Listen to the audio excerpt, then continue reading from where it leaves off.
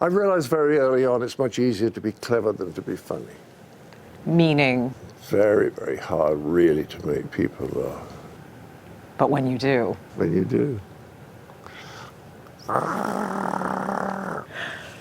It's a well-known truth that comedy is hard.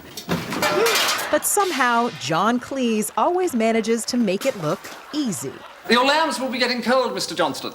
Cola? If you'd like them warmed up, I get it. you could get your wife to sit on them. He created the 1970s British hit Fawlty Towers. And you might be... He traded barbs with James Bond. If you're Q, does that make him R? Ah, yes, the legendary 007 wit. Or at least half of it. And he played it You're not gonna straight get rid of on me Will and easily, Grace. Karen. I'm going to stick to you like bangers to mash. You're not getting your banger anywhere near my mash. And now for something completely different. But this is how he'll likely be remembered. Cleese is co-founder of the British sketch comedy troupe Monty Python. Hello again. I am at present still on film, but in a few seconds I should be appearing in the studio. Thank you. Hello. He co-wrote much of the material, and his athletic 6'5" frame was a gag in itself. The very real problem is one of money. There's nothing silly about his walk anymore. A knee injury in 1985 ended all that. But at 75, he is still a rock star. Don't be so terrified, because I'm really quite nice, despite what the British papers say. Wow, this John Cleese is a British wonder. I better go. Fans are keeping the silly walk alive. He's a legacy for Britain. Do they have a certain bit that they come up and say, oh, is there like They the do that most... a bit. They talk about their favorite sketch. Yeah, what do you hear most often? America, it's more Monty Python. Here, it's more Fawlty Towers. And is there one particular Monty Python that people say? People are often on about the dead parrot sketch. It's a stiff. Bereft of life, it rests in peace. If you hadn't nailed it to the perch, you would be pushing up the daisies. It's run down the curtain and join the crowd invisible. This is an ex-parrot. The dead parrot sketch is from 1969, but absurdity has a long shelf life. This huge dead parrot turned up in a London park last summer to promote a Python reunion show.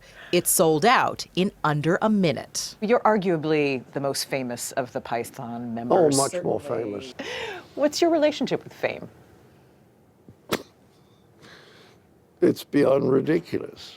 You find it ridiculous? Oh, Does it make you uncomfortable when people approach you? when they gush at me and tell me how wonderful I am, I don't know what I'm supposed to say.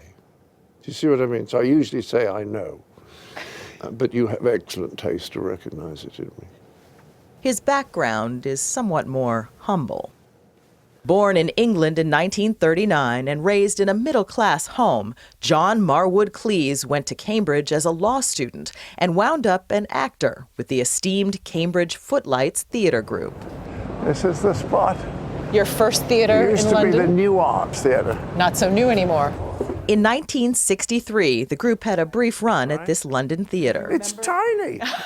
Cleese got his first real taste of the big time and the stage fright that went with it. It was the fear of being bad much more than the desire to be good.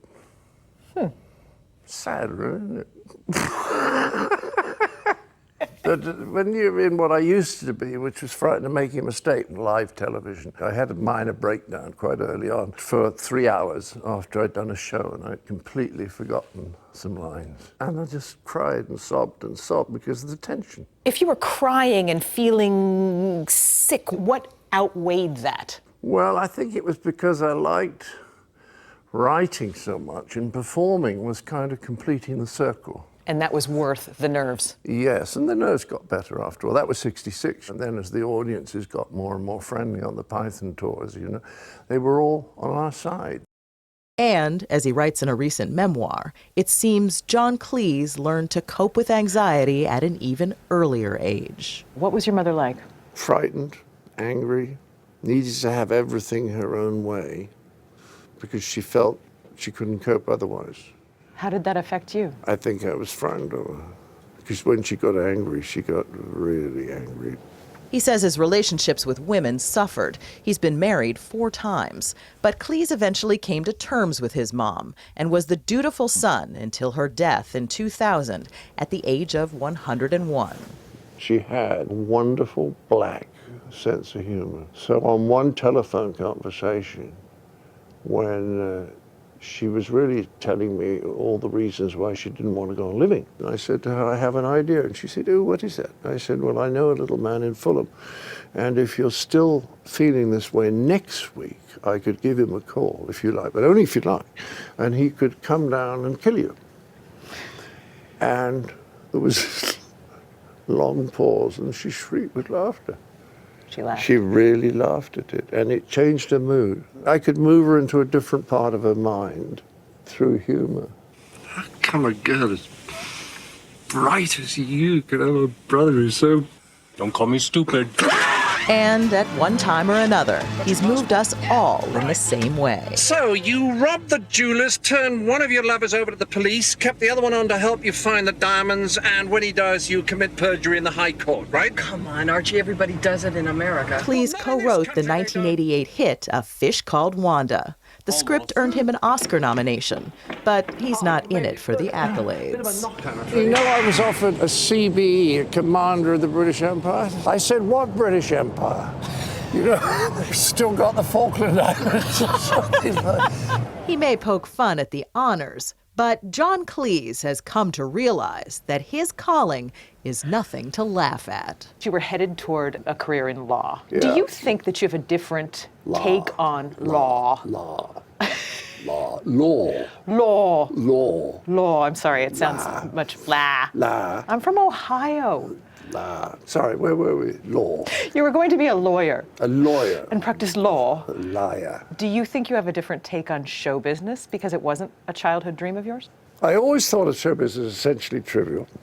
Trivia. There were serious things going on, like countries being run or armies fighting things. And as I've got older, I realized the whole place is a madhouse. It's a complete write-off. And then I did a talk show. It was Graham Norton, and Neil Diamond came on and sang. And the whole audience sang Sweet Caroline. And I looked at this audience and I thought, they're really happy. They were benevolent and warm and having a good time. And I suddenly thought, my God, show business is important. It's not trivial anymore. I always thought it was. That must make you feel better about your life's work, then. I think it does, yeah. Because people used to come out and say, oh, you're so wonderful. What are they talking about? I didn't invent a cure for cancer, you know? I'm not Jonas Salk or something. But now I see it more. I see that it's a way of just introducing happiness. Maybe you are pretty wonderful. Well, I think I am.